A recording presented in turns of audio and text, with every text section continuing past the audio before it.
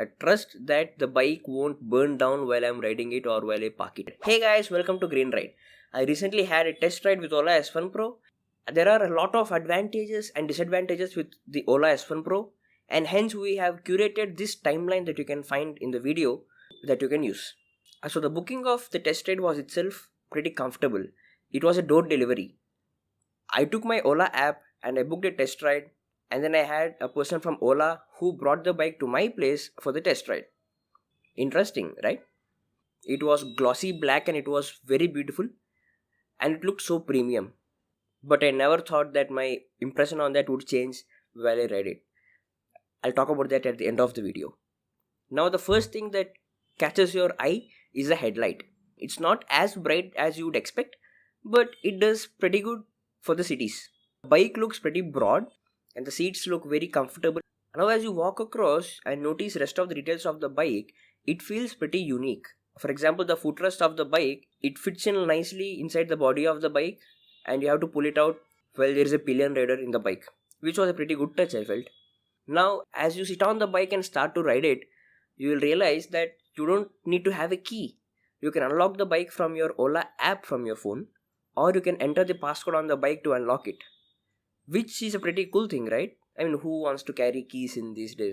Now once you start to ride it, you will observe that the performance of the bike is pretty good.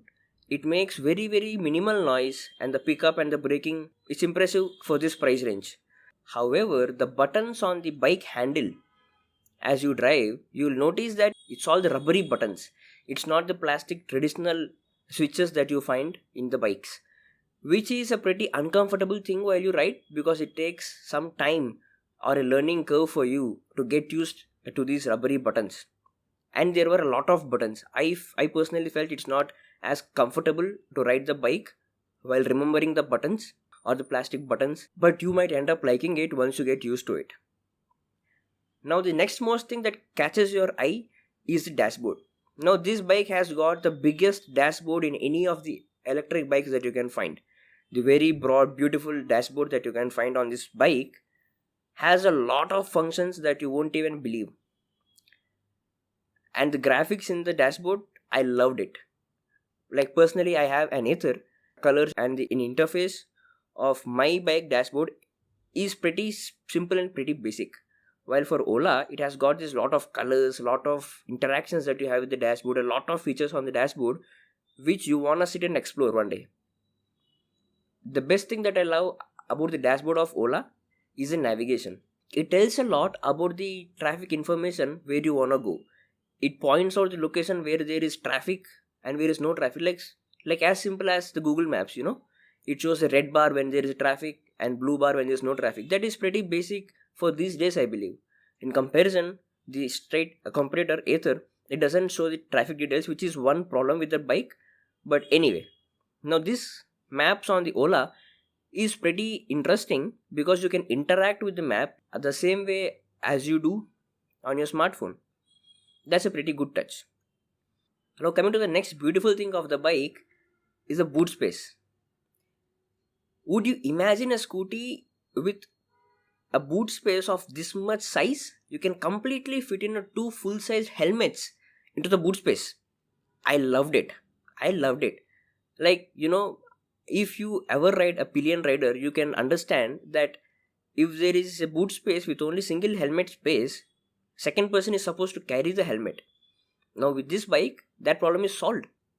I know there is no way for that person to carry the helmet. You can just comfortably put it in the bike forever. That's a beautiful thing for the bike. And then talking about the seats were very broad and very comfortable. To be honest, the suspension of this bike was better than what I expected. From the first look of the bike, I didn't expect that the suspension of the bike to be this good. But the suspension was pretty good. And now comes the most important question for this bike. How do you charge it? Where is the charger point? It's right behind the bike. You can just open it by single click. This feature felt very interesting, just like a car, because you want to protect your charger from the rains, right? And this design felt more sense to me because it's sealing the charger completely from the rains, and also it looks very beautiful in terms of design. And of course, the range of the bike. Ola is one of the top performing bikes in terms of range in the country. This offers you a range of 135 kilometers per full charge. If you are from the city, this range would be like more than sufficient for you for 3 days or 4 days of ride, unless you are a pretty frequent rider who rides 40-50 kilometers in a single day. But 135 is a pretty good number. I mean, there are not many bikes that offers you a range of 135 kilometers at this price range, and that clearly makes this bike the champ of the range.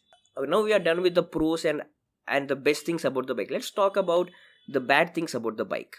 The first thing that struck me pretty bad is the footrest for the rider. It's not flat. It has this bump in the middle. Why would you do that?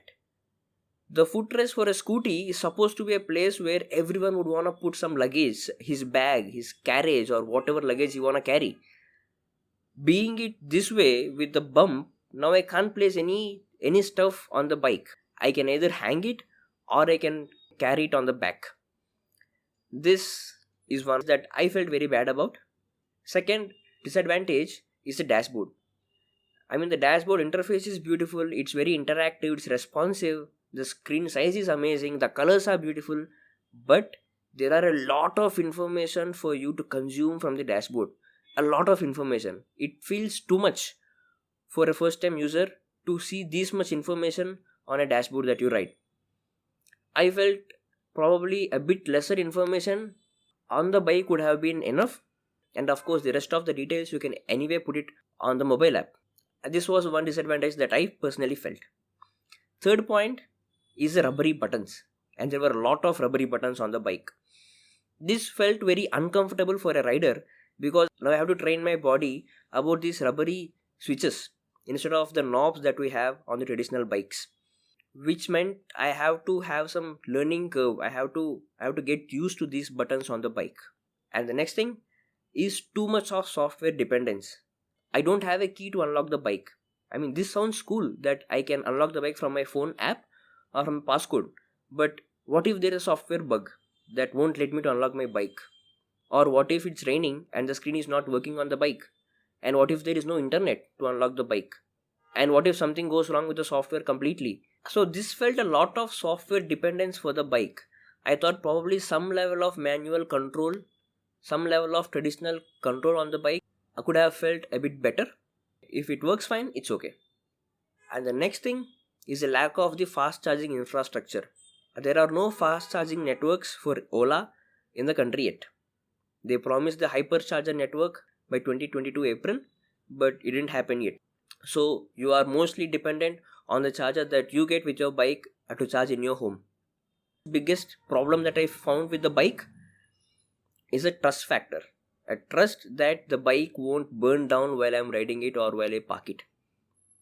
My personal safety while I ride the bike. Now when I open the news, I see that the front tire of the bike came off, the bike structure collapsed, the bike has burnt, the bike is into pieces, reverse gear is working by itself without any command, this, that, issues from the bike, left, right, center. So this is one of the biggest factor that I found to be a drawback for the bike, that I can't trust the bike, that this works fine anytime I take it. So what are your thoughts about Ola S1 Pro? Do you think you want to try the bike and you want to purchase it? Or if you have purchased it, what were your experiences with the bike? Please do let us know in the comments below. And if you like the video, don't forget to like, share and subscribe. Thanks for watching the video.